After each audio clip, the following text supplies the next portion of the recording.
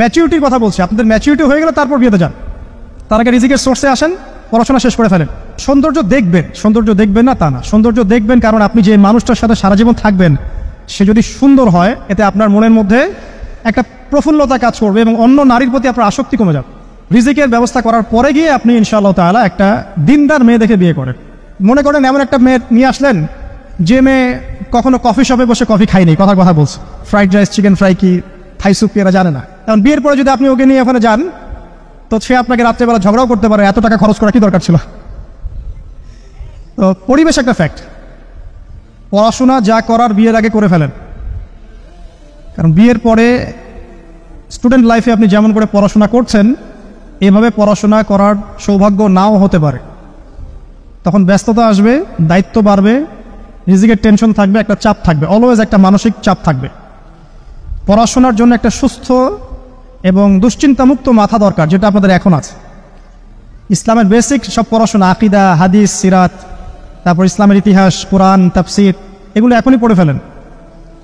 বিয়ের পরে আপনি এত বেশি সময় হয়তো দিতে পারবেন না যতটা এখন পারবেন, এটা প্রথম কথা। দ্বিতীয় কথা হচ্ছে প্রস্তুতির জন্যে রিজিকের কোনো একটা সোর্স তালাশ করতে হবে, হোক সেটা কৃষিকাজ, হোক সেটা ব্যবসা বা সরকারি কোনো চাকরি বা বেসরকারি কোনো জব, যেটাই হোক না কেন হালাল কোনো রিজিকের সোর্স তালাশ করবেন, তারপর বিয়েতে যান। যদিও বা বিয়ে করার পরে আল্লাহ পাক রিজিক দিবেন, এটা আল্লাহর প্রতিশ্রুতি, কিন্তু রিজিকের একটা সোর্স না থেকে যদি বিয়ে করতে যান তখন আপনি আপনার গায়রতটা হারিয়ে ফেলতে পারেন। গায়রত কি জিনিস? পুরুষত্ব, ব্যক্তিত্ব। টাকার জন্য যখনই আপনি কারো কাছে মুখাপেক্ষী থাকবেন তখনই সে সুযোগ পেলে আপনাকে দুইটা কথা শোনাই দেবে, হোক সে আপনার শ্বশুর, হোক সে আপনার বাবা, হোক সে আপনার বন্ধু বা যে কেউ। নিজে আত্মনির্ভরশীল হওয়ার চেষ্টা করেন, উদ্যোক্তা হওয়ার চেষ্টা করেন, নিজের জ্ঞানটাকে কাজে লাগান। আমি বলি আপনারা বেশি বেশি পড়াশোনা করে বিসিএস পরীক্ষা দেন, এসপি হন, বিসিএস ক্যাডার হন, বড় বড় পদে যান, সচিব হন, মন্ত্রী হন, পলিটিক্স করেন।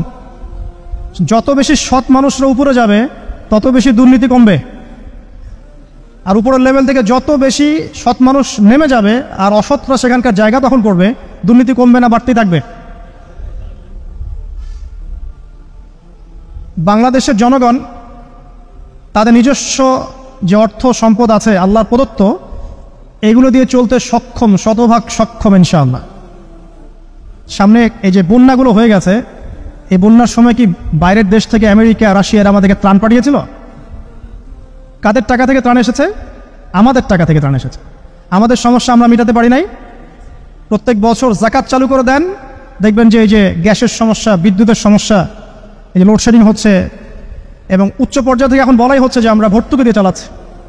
দিতে হবে না ইনশাআল্লাহ যদি আপনি যাকাতের একটা সুন্নাহ চালু করতে পারেন। প্রত্যেক বছর নিসাব পরিমাণ সম্পদ যাদের হয়েছে সেই মুসলিমরা যাকাত দিবেন, এবং যাকাতে 8টা খাত আছে, এই খাতগুলোতে এটা ডিস্ট্রিবিউট করা যায়।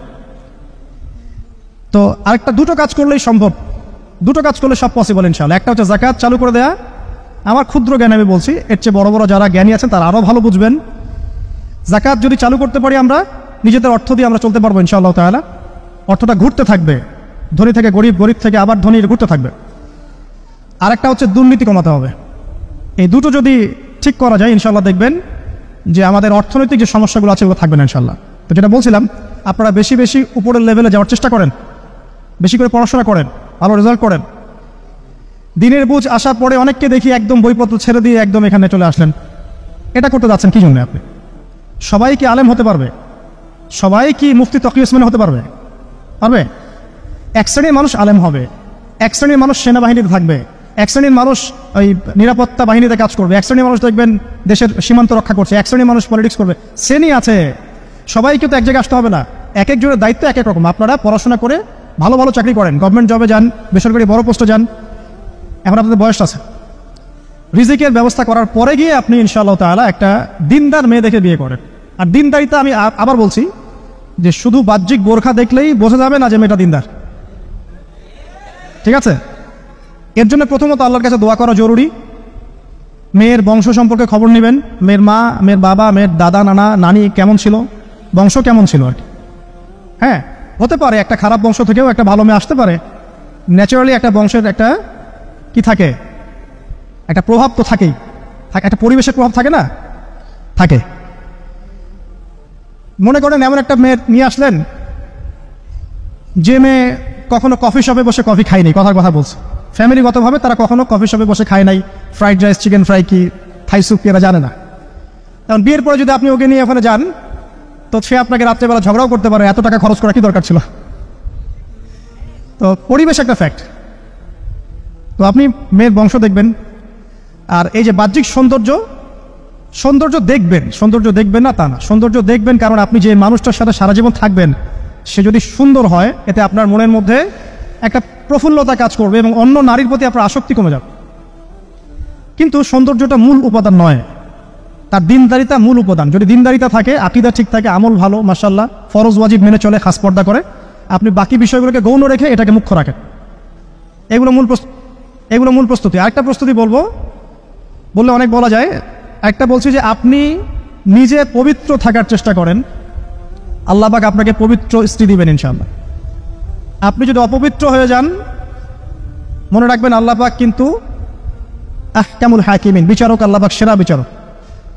আপনি পবিত্র থাকেন, নিজের নফসকে পবিত্র রাখেন, পর্নোগ্রাফি থেকে দূরে থাকেন, প্রেম করেন না, হারাম অ্যাফেয়ার্সে যায় না, এই যে বন্ধু ট্রেডিশনে যায় না, দিন পালন করেন, পড়াশোনা করেন, চাকরির তালাশ করেন, পরিবার দেখেন, রেসপন্সিবিলিটি নিয়ে শেখেন, আল্লাহ পাক দেখবেন আপনাকে পবিত্র স্ত্রী দিবেন ইনশাআল্লাহ। আর যদি একটা মনের মতো মেয়ে কখনো পেয়ে যান জীবনে, তখন ডানে বামে আর তাকাতে যাবেন না সারা জীবন। একটা মনের মতো যদি মেয়ে পেয়ে যান সারা জীবন, আপনার মনের মতো সব দিক থেকে, তাহলে ডানে বামে আর দেখতে যাবেন না, জীবনটা ছোট, এখানে কাটিয়ে দিবেন ইনশাআল্লাহ। অনেক বিষয় আছে ইসলামে ঠিকই, কিন্তু এগুলো রেসপন্সিবিলিটি পালন করা খুব ডিফিকাল্ট।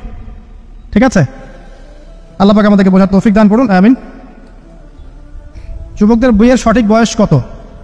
আবার বিয়ে প্রশ্ন। ম্যাচুরিটি হয়ে গেলে বিয়ে করবে।